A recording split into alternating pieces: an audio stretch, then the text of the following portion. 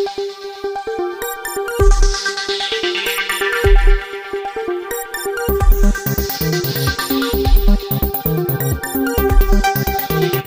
મિત્રો, Pvt Gujarati YouTube channel તમારું સ્વાગત છે। મિત્રો, દેશ અને દુનિયાની તમામ તાજા ખબર સૌથી પહેલાં જાણવા માટે અત્યારે ચેનલ સબસ્ક્રાઈબ કરી લેજો।